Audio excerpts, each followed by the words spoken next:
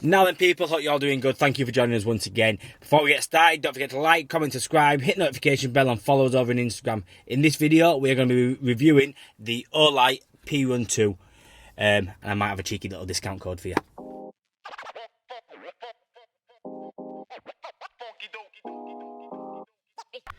Right, so before we show you it and get it all tested out, we're going to see what comes in the box. It comes this nice little white, I thought it was an iPhone box to be fair. It's pretty swanky to be fair. So it just opens up to the side. You got a nice little greeting message there from the team at Olight, and a couple of instructions before you get started. Sort of instructions. So we'll get rid of that. And there it is. That's the main torch. Oh, let's get rid of that as well. Take that off there. So it's quite heavy. Not overly heavy, but it's fully metal built. So it's quite tough, and it's got a really strong grip on there. This can be used as a handheld light, and it's also a headlight as well. So yeah, we'll get into that shortly. So there's the torch itself. So we'll get rid of this, and then really it's like an iPhone box. This it's like where you get your chargers and everything from. In here we have. Let's have a look. We can get it out one-handed.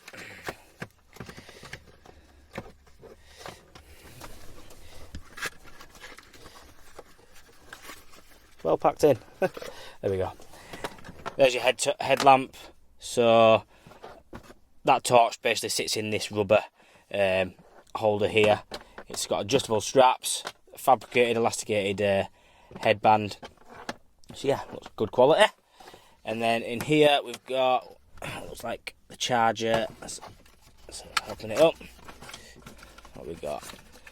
We've got, oh, it's a handheld grip, so that'll go onto that little hoop there.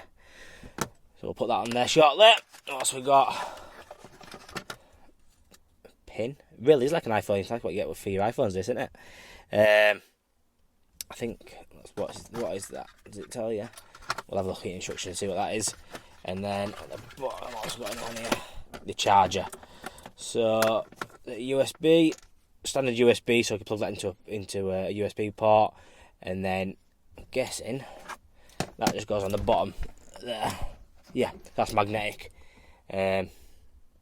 So I could charge that in my van on the way between jobs, or on a job itself, or at home. And that magnet's really strong to be fair. So yeah, that's everything that comes in the box. I think it comes with some instructions. Does it come with instructions? I thought it came with instructions. Yes, in there. There we go. The instructions there as well. So yeah, we're going to give this a test for a couple of days, see how we get on with it. You see it's pretty bright there. So some of the features that it does have, let's have a look on the back. I've noticed. So it's up to 200. What is it now? 250 lumens max. Throw of 166 meters, which is pretty impressive. Tells you how powerful the light is, how long the battery will last. So if you have it on its lowest setting at 5 lumens, it'll last 12.5 days, which is pretty good to be fair. It's got a built-in proximity sensor to drop brightness in case of obstruction. That's pretty good, so it doesn't waste the battery if needs be. So I think you see it brighter there. So you see that then? Get a bit closer. It dims the light a little bit, so it's not as strong if there's an obstruction in front of it. And one thing, I've had a little play with this to be fair, in all honesty. If I hold that, say if it's in my pocket and there's something blocking the front of it, so if I hold that on there for 60 seconds, after 60 seconds, the light will turn itself off. A few moments later. There we go. So that's off. I think that's quite a handy fitting thing to have, because if I'm using that as a handheld torch, I've got a tendency to throw that in my pocket, and I've used other manufacturers where the button's quite easily pressed in your pocket, and I press it and then go to use it and my battery's dead. So if that's in my pocket, it will it'll turn itself off, which sort of save the battery. So that's a really good feature. Comes with a strong pocket grip, which is really tight, but I'm sure it will slacken over time. But I suppose you want it tight so it doesn't fall off your trouser pocket or your belt or whatever you put it on. So yeah, what else is there? Let's have a look. So you've got the smaller setting there. You double tap it twice to change the brightness of the light. We'll jump in the van in a minute and show you exactly how bright it is. I'll tell you what, let's put you down somewhere here. Let's put, there we go. So how's this work? So that comes off there, and then I reckon it sits like through that, and go through there, onto that one, that, onto there. There you go, you got a head torch then. So there, that. Let's put her on.